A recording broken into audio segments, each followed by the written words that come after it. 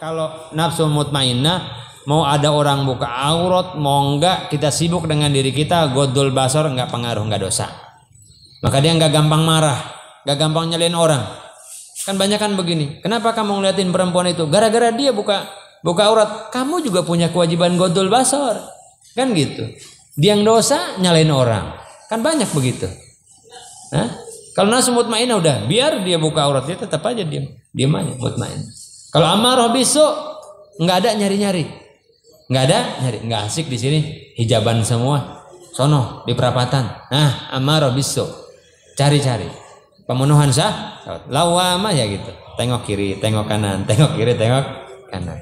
Nggak ada ustad nunduk, nggak ada ustad, wah kemana aja tuh, ya, pakai baju koko alim, ya, pakai kaos liar.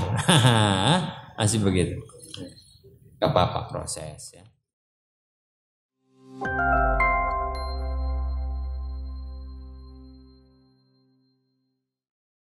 Assalamualaikum warahmatullahi wabarakatuh. Ustaz, boleh nggak saat ada tamu bulanan seorang wanita menambah hafalan Quran? Tidak boleh. Ya. Ketika sedang datang bulan, wanita tidak membaca Quran. Dan jangan takut. Ustaz, kalau gitu hafalan saya nggak nambah-nambah. Di pesantren itu wanita datang bulan tapi perempuan paling banyak duluan hafal Quran. Paling banyak hafal Quran. Ikutin aja rule-nya dari Allah. Nggak boleh dulu. Tidak boleh. Ya. Karena kata Sayyidina Ali bin Abi Thalib, la yazalu Rasulullah senantiasa membacakan Quran kepada kami kecuali dalam keadaan junub. Nabi itu selalu membacakan Quran kepada kami, kata Sayyidina Abi Thalib, kecuali ketika Nabi dalam keadaan junub, Nabi tidak membaca Quran. Maka orang dalam keadaan berhadas besar tidak boleh membaca Quran, apalagi menambah hafal dengan tikror, ngulang-ngulang. Ya, sudah sabar aja. Ntar pada saat selesai haidnya geber dah tuh. Selesai. Ya. Gimana kalau bacaan-bacaan Quran yang sifatnya untuk zikir? Rabbana atina, itu kan ayat juga, niatkan untuk zikir kata Imam Syafi'i. Ya. Tapi kalau sengaja-ngaja niatkan baca Quran dalam keadaan berhadas besar, tidak boleh. Assalamualaikum Ustaz, izinkan bertanya. Waalaikumsalam. Saat makan sahur kita untuk berhenti makan saat imsak apa azan subuh? Syukron, jazakallah khair. Oke, tergantung makannya makan apa. Kalau makan enak terusin ya. Batas kapan puasa itu dimulai? Subuh itu mulai berpuasa, mulai haram. Sabda Nabi SAW yaitu fajar itu ada dua. Ketika muncul fajar yang pertama maka diharamkan sholat, ya, dibolehkan makan. Ketika muncul fajar yang kedua dibolehkan sholat, diharamkan makan. Ada dua fajar. Yang pertama fajar kadzib, yang kedua fajar shadiq.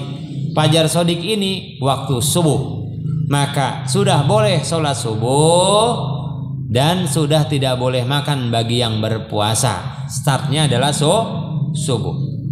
Terus itu ada tambahan Ustaz, waktu imsak apa sih? Imsak itu sama dengan saum, menahan. Kalau kita di lampu merah, imsak itu lampu kuning. Dan ini nggak usah jadi perdebatan panjang.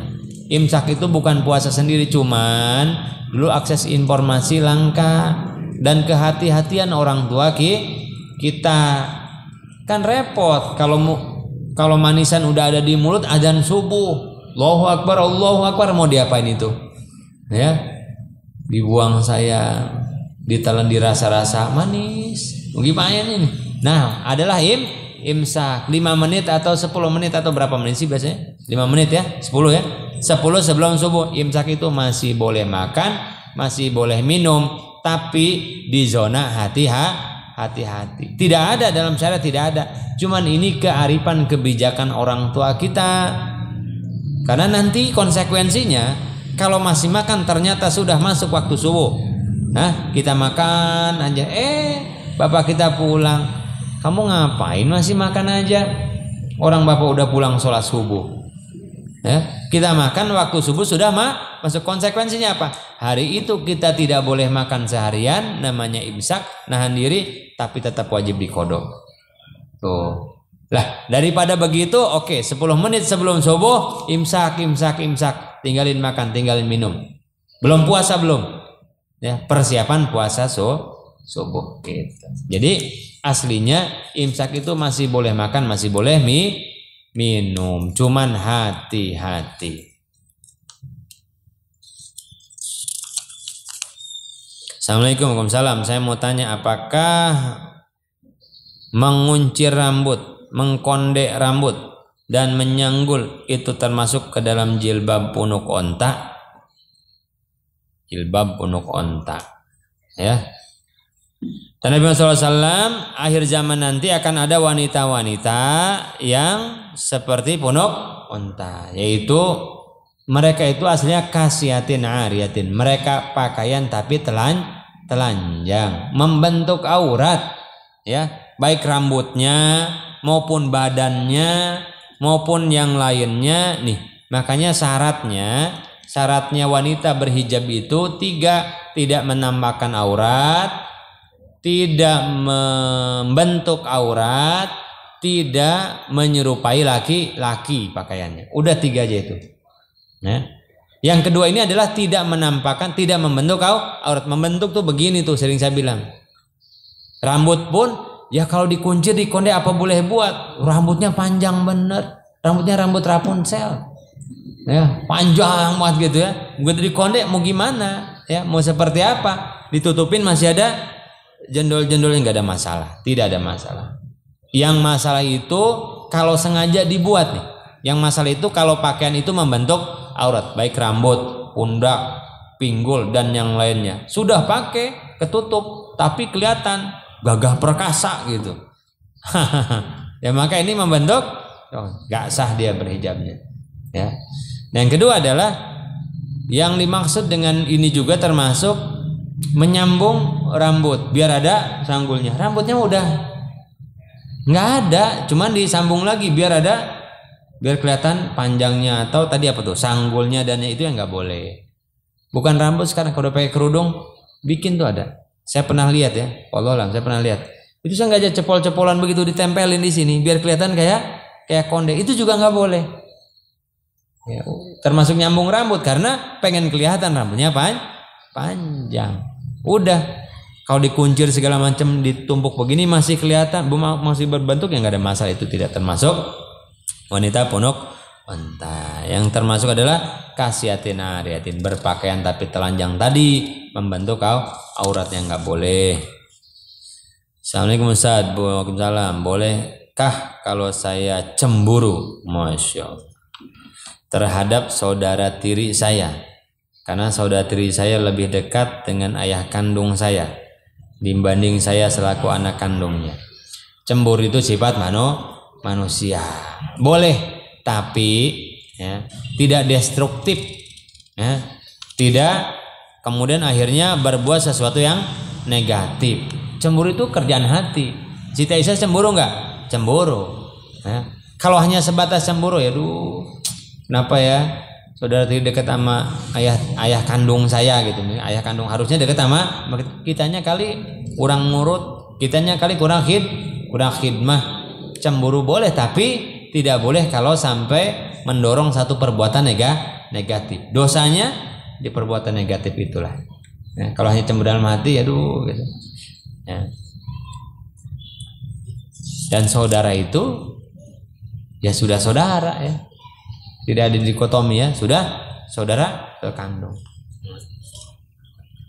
Assalamualaikum, saya izin bertanya, apa saja amal ibadah yang bisa dilakukan untuk perempuan yang sedang haid di bulan Ramadan dan tetap mendapatkan pahala zikrullah, zikir kepada Allah, subhanallah, alhamdulillah. Satu. Yang kedua, berkhidmah kepada yang puasa.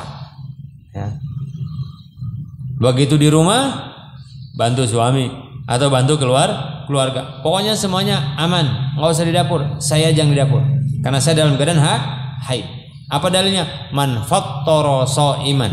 Nah, barang siapa yang memberi makan orang yang berpuasa, maka dia mendapatkan pahala seperti orang yang berpuasa tanpa dikurangi pahalanya yang puasa. Udah aman. Saya nyiapin. Selama saya nyiapin makanannya. Beres. Saya ngasih makan. Saya nyiapin piringnya semuanya. Piringnya saya siapin. Makanannya saya habisin juga. Orang buka nggak ada makanan. Biar sedap makanannya. Biar saya nyobain. Nyobainnya 2 piring. Cuman ada adabnya orang yang haid jangan makan. Haram makan di depan orang yang berpuasa. Imsak lebih baik bagus. Ya, atau kita sembunyi-sembunyi. Menyembunyikan makan kita itu juga pahala. Ya. Gitu. Jadi siapin saja. Zikir, siapkan makanan orang yang berbuka. Assalamualaikum Ustaz, apa yang harus saya lakukan ketika saya sudah bercadar tapi orang tua saya khawatir kalau saya tidak dapat bertanggung jawab terhadap pilihan saya? Apakah saya harus tetap bercadar atau lepas bercadar? Dan apakah opini dari orang tua saya termasuk bentuk tidak kesetujuannya karena saya bercadar? Tanya sama orang tua, ridho apa enggak? Sekiranya orang tua ridho, terus. Orang tua tidak ridho, enggak usah. Ya. Ridho Allah fi ridhol walidain. Kenapa? Karena bercadar tidak termasuk perkara yang wajib, perkara yang sunnah. Ya. Karena ridho orang tua itu wajib. Minta sama orang tua, ya Pak, jujur saja. Ridho apa enggak?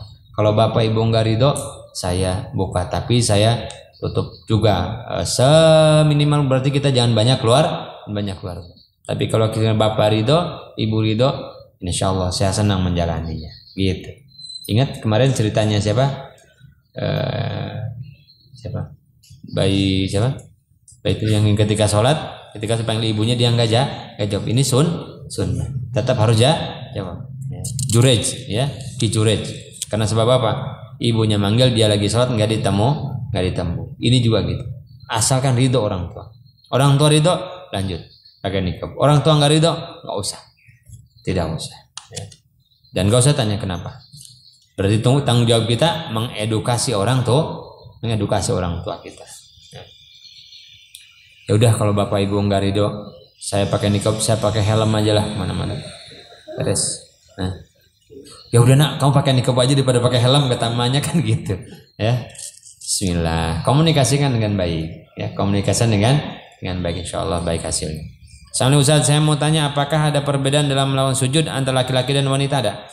Kata Nabi, yaitu kalau laki-laki direnggangkan, siku lengan keluar. Kalau wanita dikumpulkan ketika sujud. Ya, dikumpulkan. Kata Nabi dikumpulkan daging-dagingnya, yaitu ke arah lambung. Dalam 2 posisi, yaitu sujud dan ruku. Kalau laki-laki keluar, ya, ininya keluar. Kalau perempuan ke dalam, ya. Paham ya, perempuan ya? Assalamualaikum Ustaz, saya mau tanya boleh kita menilai seorang dari penampilannya saja dan tidak latar belakang serta sifat orang tersebut? Menilai orang dari zahir itu kewajiban, karena yang kita tahu adalah perkara zahir. Tapi meneliti lebih lanjut soal sifat dan yang lainnya boleh ketika kita ada maksud. Maksudnya apa? Misalnya kita mau khitbah, ya. Laki-laki mau ngelamar perempuan atau perempuan mau ngelamar laki-laki atau perempuan dilamar laki-laki. Kirim putusan, ya, Pak RT, Pak Security, ya harus khitbah itu kan penggalian informasi. Kamu mau dinikahi seseorang, kamu harus tahu siapa yang mau nikahin. Lah pekerjaannya apa boleh tanya. Tinggalnya di mana? Orang tuanya siapa? Tanya. Itu namanya khitbah. Laki-laki pun begitu, ya. Tanya perempuan, ada hidungnya apa enggak? Karena selama ini tutup, jangan-jangan gak ada hidungnya nih. Cek, kirim bibi, tolong lihat, ya. Itu kakinya napak ke bawah apa enggak? Itu esensi khitbah itu adalah itu. Sifatnya kayak gimana? Cek, kirim. Tanya marbot masjid, subuhnya ke masjid enggak nih? Enggak, batal. Ya. Boleh begitu enggak? Boleh. Itu termasuk perkara zahir. Itu termasuk perkara tuh diteliti sifat dan yang lainnya. Boleh. Bagaimana cara agar mendapatkan pekerjaan diinginkan tanpa membayar administrasi? Adakah amalan tertentu supaya bisa mendapatkan pekerjaan diinginkan? Amanar rasulu bima unzila ilaihi mir rabbihi wal mu'minun Kulun amana billahi wa malaikati. 2 ayat terakhir dalam surah Al-Baqarah dibaca di setiap malam. 2 ayat terakhir dari surah Al-Baqarah dibaca di setiap malam. Maka Allah akan cukupkan rizki dan yang lain. Dan minta sama Allah rizki yang halal. Ya Allah, siapa yang rizki yang halal jauh lebih berkah, jauh lebih berkah. Assalamualaikum Ustaz. Ya, 2 ayat surah Al-Baqarah yang terakhir, Amar Rasul sampai fangsurna alal qaumil kafirin, dibaca di setiap malam. Berapa kali? Sebanyak-banyaknya. Assalamualaikum Ustaz, tolong nasihatnya untuk para akhwat yang sekarang hidup di zaman penuh fitnah. Nikah. Ya, akhwat yang hidup di zaman penuh fitnah nih, nikah udah. Man istata minkum ba'ata fal yatazawwaj. Sudah nikah, udah diam di rumah, berkhidmat sama suami. Jangan banyak keluar rumah. Di luar rumah itulah ada fitnah, di rumah enggak. Anteng. Ya. Kemudian apa? Banyak ngaji. Keluar rumahnya untuk ngaji saja udah. Keluar rumahnya untuk ngaji. Iya di dalam rumah, tapi medsosan terus. Sama meriang juga.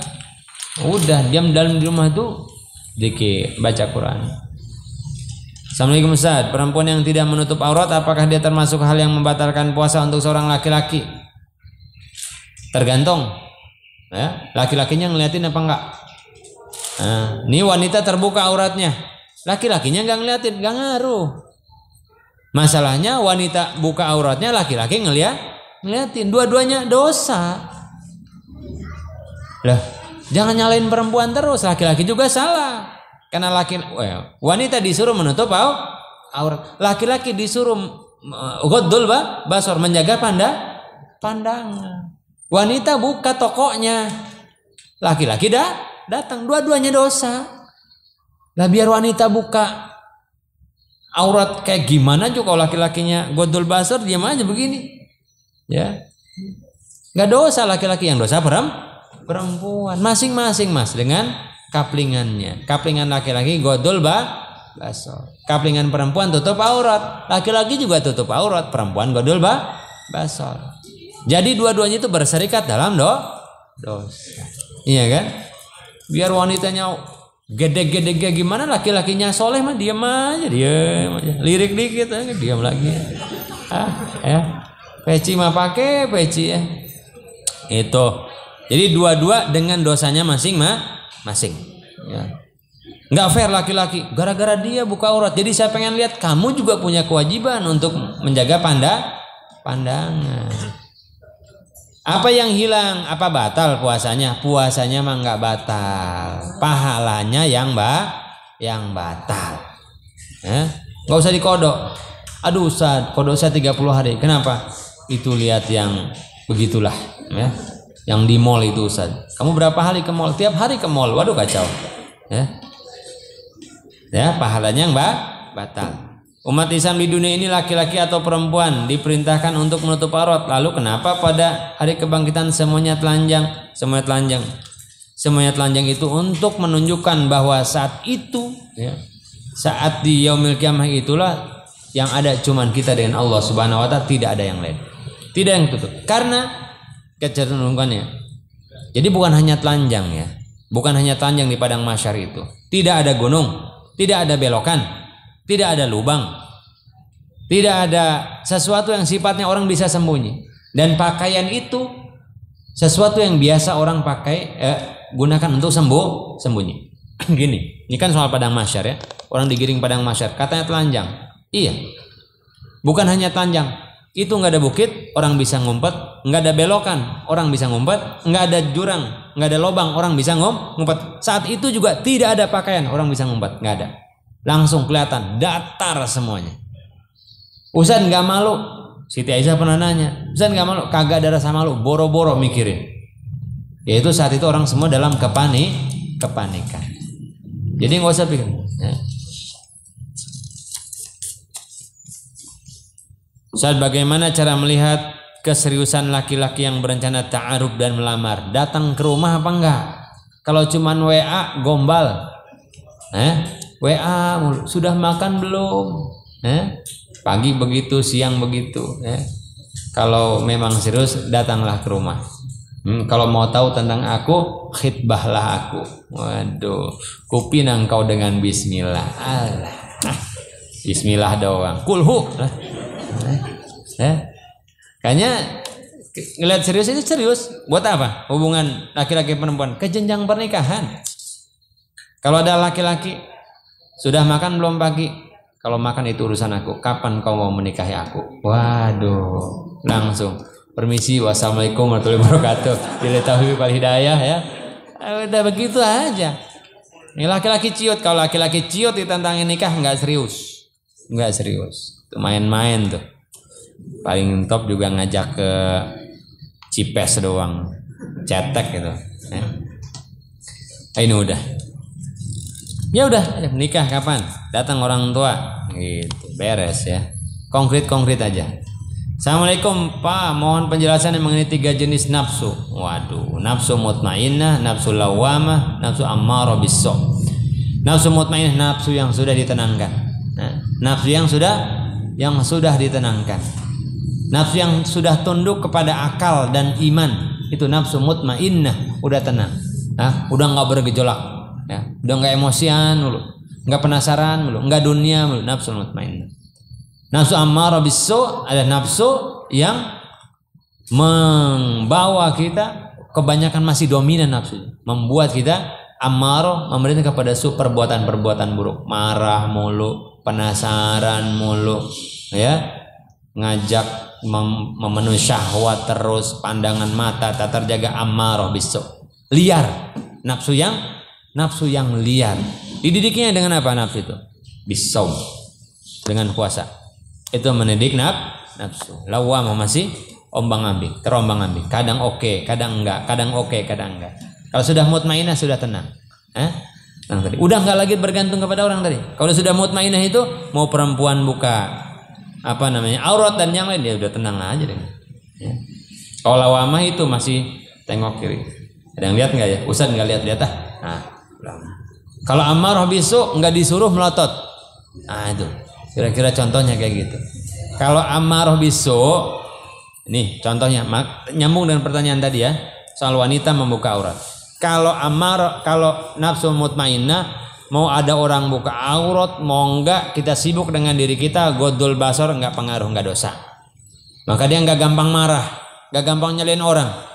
Kan banyak kan begini, kenapa kamu ngeliatin perempuan itu? Gara-gara dia buka aurat, kamu juga punya kewajiban godul basor. Kan gitu.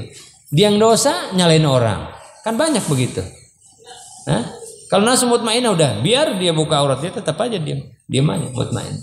Kalau ammarah bisu, nggak ada nyari-nyari, nggak asik di sini, hijaban semua, sono di perapatan. Ammarah bisu, cari-cari, pemenuhan lawamah ya gitu, tengok kiri, tengok kanan, tengok kiri, tengok kanan. Nggak ada ustad nunduk, nggak ada ustad, wah kemana aja tuh, ya. Pakai baju koko alim, ya. Pakai kaos liar, masih begitu. Gak apa-apa, proses ya. Punten Pak Ustadz, izin bertanya mengenai sholat tarawih, yang bacaan sholatnya imamnya cepat banget, sehingga saya sebagai imam sering tertinggal bacaan sholatnya. Bacaan Quran itu ada 3, ada pelan, ada pertengahan, ada cepat. Asal sesuai tajwid, asal sesuai hak-haknya surat, nggak ada masalah cepat. Yang masalah kalau cepat nggak tahu ilmunya. Ya, kalian bayangin orang yang lagi ngatam Quran semaan 30 juz, itu 30 juz. Kalau bacanya pelan-pelan semua, kapan kelarnya? Makanya ada 3 bacaan Quran ya, ada cepat, ada sedang, ada lambat. Cepatnya dengan ilmu, sedangnya dengan ilmu, lambatnya dengan ilmu. Jadi saya tidak bisa menghukum ini pasti salah, enggak. Lihat dulu pakai ilmu apa enggak ada cepatnya, gitu. Satu. Yang kedua, kemudian bagaimana kita sering ketinggalan apanya? Ketinggalan suratnya. Al-Fatihah 3 ayat cukup, ikut dengan imam. Innama ju'ilal imam liyutamma bih, ikuti aja. Ya. Yang penting ada tumakninanya, ada yang lainnya. Ini kan tarawih gitu kan. Kita nasib jadi imam tuh gitu. Lama diprotes. cepat juga diprotes, ya. Itu. Jadi sebetulnya maunya apa? Kagak taraweh. Apakah akhwat yang sedang haid boleh berwudu? Boleh. Ya. Mengapa dalam Al-Quran di terjemahannya ada beberapa ayat yang apa sih? Allah menyebut dirinya dengan kami, dia, dannya. Dalam bahasa Arab, kami itu belum tentu jamak. Nah, kami itu belum tentu jamak. Kami itu lit'azim, untuk menunjukkan kemuliaan. Sebagaimana Rehan bilang sama saya misalnya, Ustaz, antum rumah di mana? Antum rumah di mana? Apa antum? Harusnya anta karena satu. Kalau antum tuh banyak. Ini namanya lit'azim. Kenapa? Lit'azim. Lit'azim itu untuk mengagungkan. Ya, maka disebut antum. Kalau satu anta, kalau dua antuma, tiga antum. Kenapa orang suka ngomong antum apa kabar? Barangan. Antum sama siapa? Gitu kan? Kenapa antum? Lit'azim. Dalam bahasa Arab kaidahnya itu. Begitu juga ana satu. Nahnu inna anzalnahu fi lailatul qadar. Kenapa pakai inna? Ada dua makna. Yang satu adalah Allah sedang menyebut zatnya dengan keagungannya. Kita juga ada. Siapa orang Makassar?